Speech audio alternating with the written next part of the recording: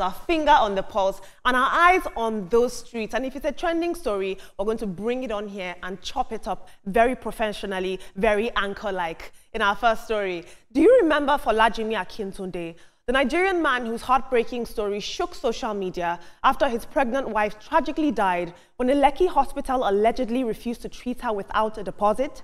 Well, he's finally breaking his silence and he's setting the record straight after Dr. Ruben Abati of Arise News criticized him for poor financial planning towards his wife's pregnancy. Folajimi has come forward to tell his side of the story. This is what he had to say. Highest irresponsibility. It's okay. There are many ways to every story. Maybe because you heard that the hospital didn't ask me for the money, that's why you are concluding this way. Sir, with due respect, this is not my first child. When my wife gave birth, we did take care of her to the best of my ability. And I never come public or come meet you, sir, make you borrow me money, make I take do antenatal, make I take do naming, or make I take feed my children. Do you understand? So, excuse me, sir, I saved money, but I didn't save 500,000. Okay?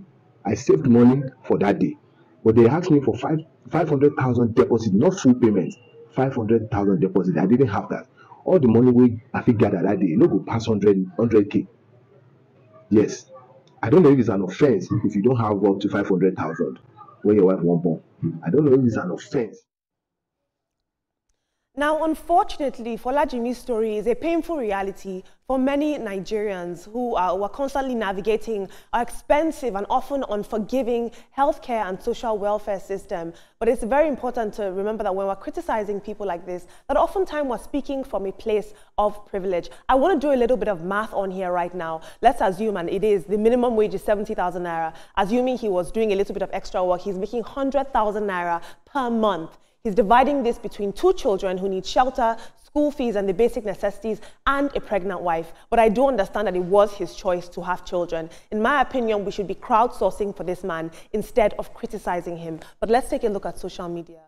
This story really touched me. Dr. Mildred says, the inflammatory comments against the man who lost his wife and unborn child are unkind. He is grieving, and it's wrong to victimize him. If you can't offer support, stay silent. In other countries, women deliver babies in hospitals, take them home and pay nothing, where the government cares. RIP to the mom and the baby. We'll take one more tweet. Osho says, the thing is everyone is blaming this man with the way our country is right now. You might have 1 million naira in your account this moment, and in 1 minute, bills, feeding and survival can dry a person up, all because the naira has lost her value. This is very sad. We're going to move on to our next story. A video making the rounds on social media has reignited the debate on parenting, discipline, and public shaming. In a video, a visibly angry father is seen disciplining his daughter and accusing her of engaging in prostitution. Now, while the specifics of her alleged misconduct remain unclear, what has captured the public attention is the father's reaction. Look at this video for yourself. At 16, you want to hook up, Abby? Now, who pop like you won't leave at 16? No. Let me go, you the place. Let me go this night before. Not the video hotel. To go to a shower, not you want to do. Eh? At 16 years old. At 16 years old, you don't see reason to do a shower. Abi? I beg you. Stop, we'll continue our business. Stop, we'll follow you. You keep that in you. Stop. No. Come on, you are. Come on, you are. I don't want to be here. I don't Still on the topic of prostitution, in quote, a Nigerian woman has revealed on TikTok how she uncovered and confronted a lady who used her photos on a hookup platform without her consent. Now, this discovery came after her brothers abroad questioned her about alleged activities online. And when she was shocked and denied this, she launched a personal investigation and eventually discovered that this impersonator stole her images from social media and was using them for illicit things online and getting money, things like OnlyFans. Take a look at this short video. I don't know, but please, I have learned my lesson. I won't do it again. We are all human. Please forgive me. I'm the one, let me talk to you, but I'm the one using her picture. She's not the one doing it. Please. I know that you could have been insulting our person heart, make her feel that she's the one doing it.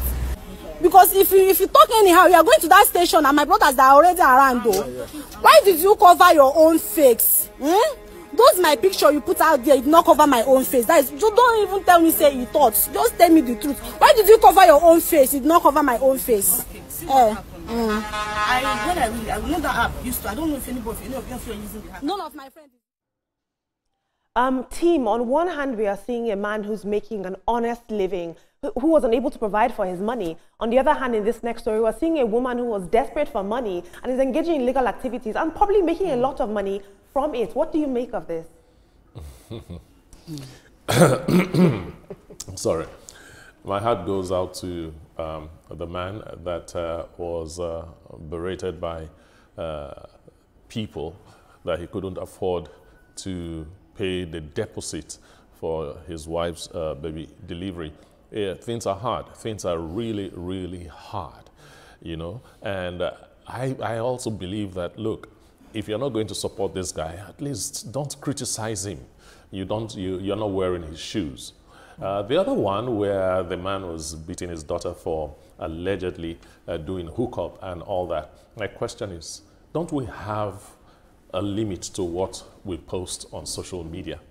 You know, yes, the man is doing the right thing. He's disciplining his daughter, showing the daughter that, look, whatever you're doing, I am completely against it. But showing a man flogging his daughter on social media is a little bit insensitive for me. All right, I'll pick it up from the other story where the lady, you know, identity theft.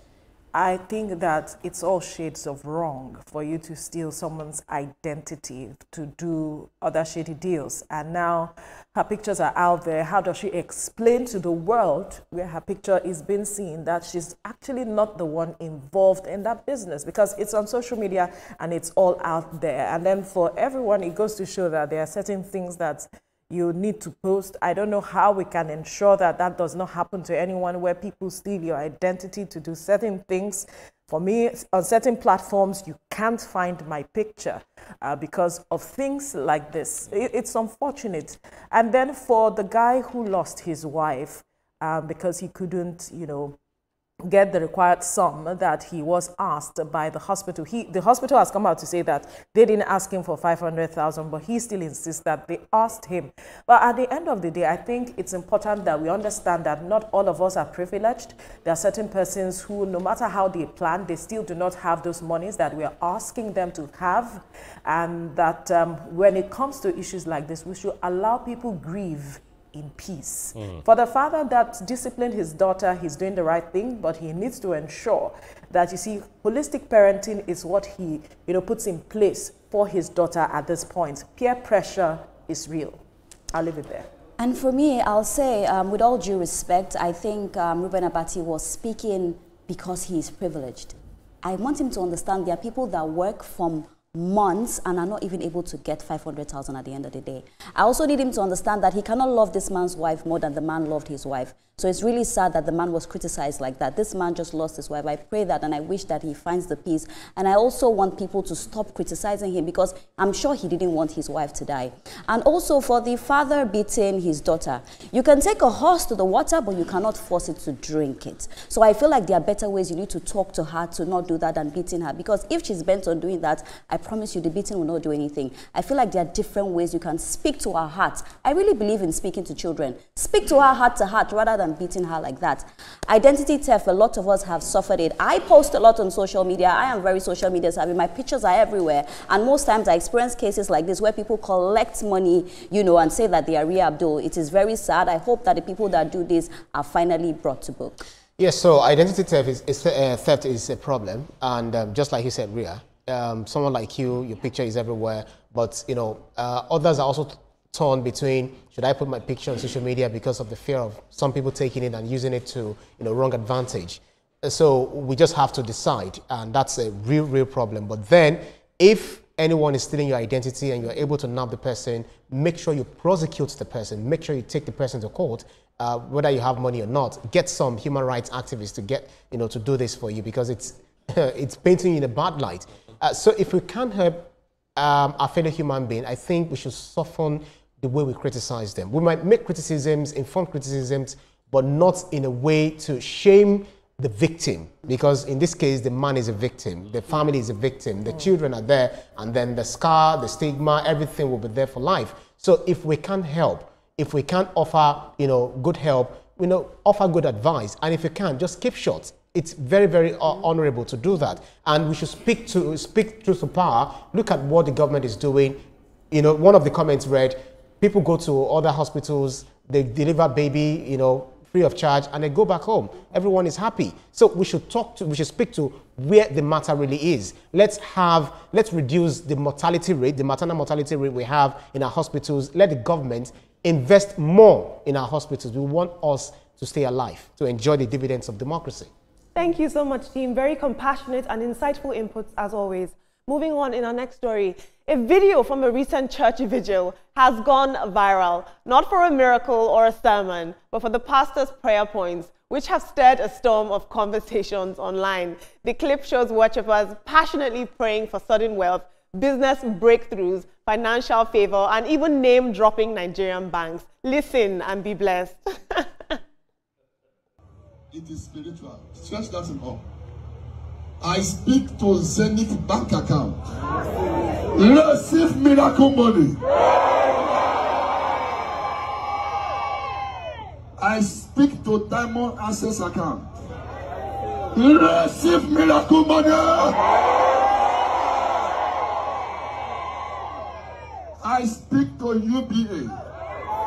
Receive money. I speak to Access Bank. Receive miracle money. I speak to Guarantee Trust Bank. Receive miracle money. As you are going to receive a lot. Tomorrow receive a lot. Next tomorrow receive a lot. Now, you guys back home can't see this, but my team here was receiving those blessings behind the scenes. It's very scary to think that a lot of religious institutions these days are now focused on financial favor and material gain over actual tangible spiritual growth. The Bible even tells us to gather little by little. The Bible also tells us that the appointed time, I, the Lord, will do it. So to be rushing God like this and be telling him the bank is to credit is a bit wild to me. Let's take one tweet. Just one tweet.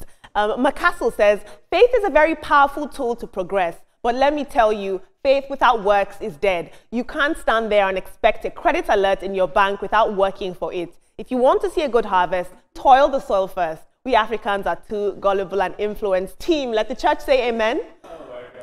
The thing that annoys me is that he didn't mention my bank. And you know that, Mr. Thomas, everybody that is in the congregation, if you were there shouting amen and you don't work hard, you will suffer. You will not receive any alert. The thing with us is, as a people, we believe in miracles, and yes, miracles happen. But actually, he was praying for the bank as against the people's account. He was mentioning banks. He did not say account, your account. And later on, he said any other thing. But we know God is a God that is involved in processes and these kinds of prayers. Even when Jesus was on earth, we didn't see him pray these kinds of prayers.